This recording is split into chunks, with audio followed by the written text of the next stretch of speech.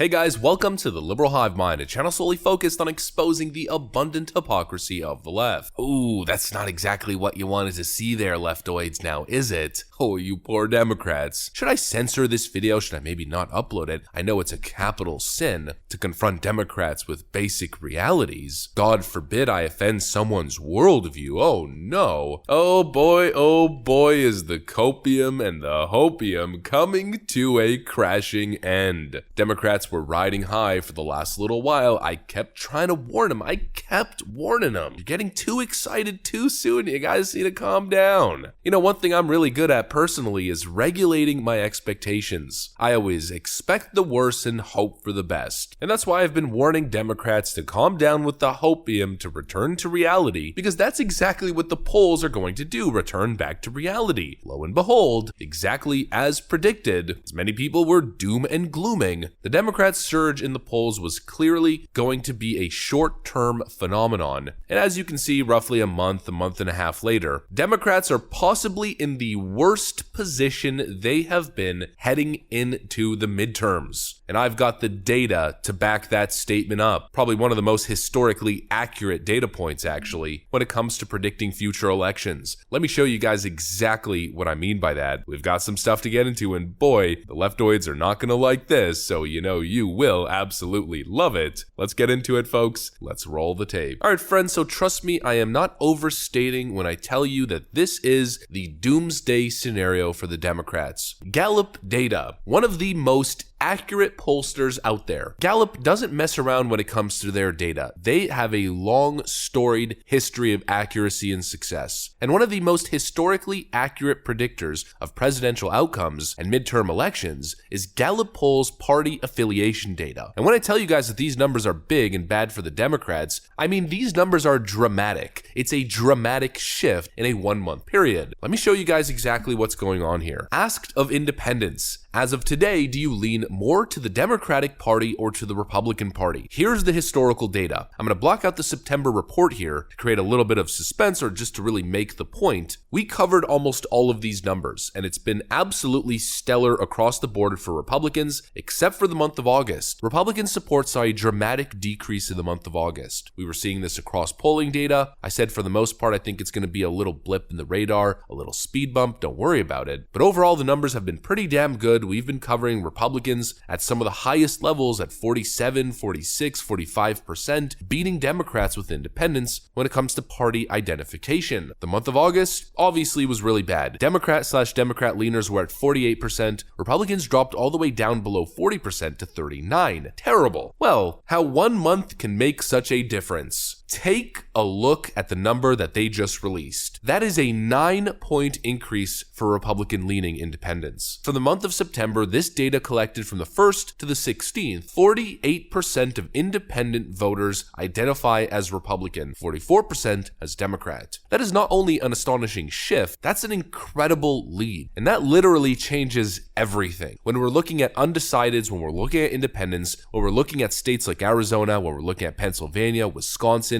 and even Michigan, this is telling us that Democrat Senate candidates don't have a big enough lead to carry these states. In other words, John Fetterman just pooped his pants. Excuse the imagery, but seriously, his campaign is shitting bricks. Let's be real here. That is party identification when it comes to independent voters. Independent voters are the most important voter bloc. Those are the exact people that you need to win over in order to win an election. It's not the staunch Republicans or the vote blue no matter who crowd. They're going to show up to vote regardless. You already got them on your team. It's the independents, the people who aren't convinced yet, the people who aren't necessarily political, aren't necessarily paying attention 100%.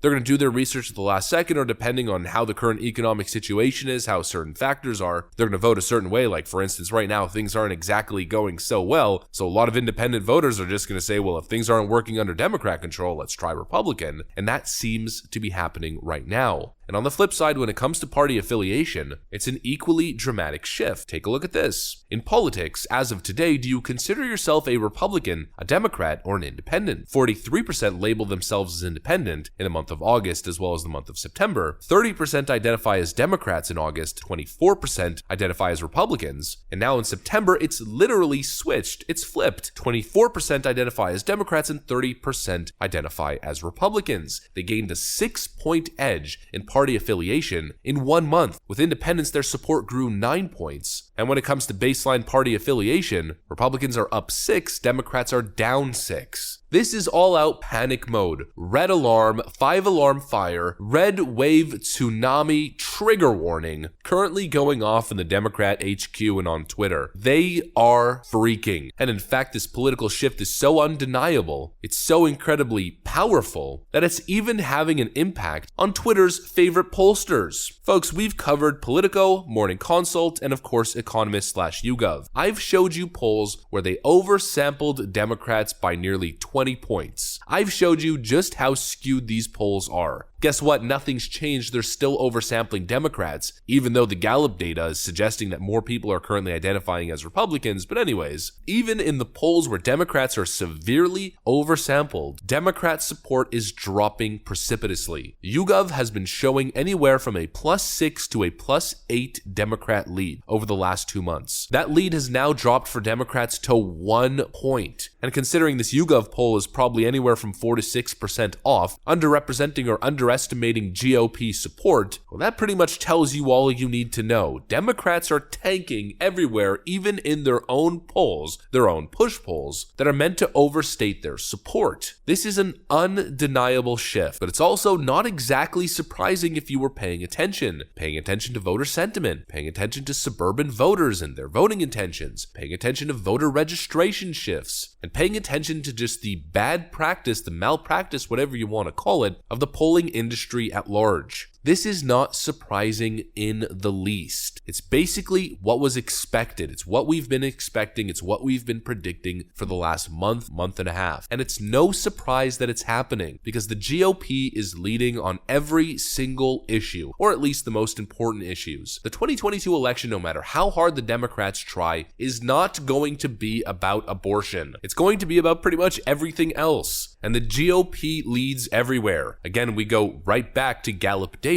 GOP leads on image, handling terrorism, and nation's prosperity. And of course, the GOP is also winning on crime, the GOP is winning on education, and various other issues, all of which are more important to voters than abortion. That is just a simple fact that hoping Democrats refuse to acknowledge, refuse to admit. And on top of all of it, Biden's image continues to slide. His approval rating saw a little bit of a bump in August, but is already heading down to the extremely low 40s, and in many cases is dropping below 40 into the 30s. This is the perfect storm, folks. The perfect storm for a red tsunami, for a massive, historic Democrat defeat when it comes to voter registration, when it comes to the polls, presidential approval rating, economic sentiment. I mean, the list just goes on and on and on and on. And this is very simply why I never bought into the doom and gloom and the Democrat narrative. So many people saying the red wave is dead, even Republicans. I refused to take the black pill because, frankly, the data and all of the important factors were telling a completely different story. Now, of course,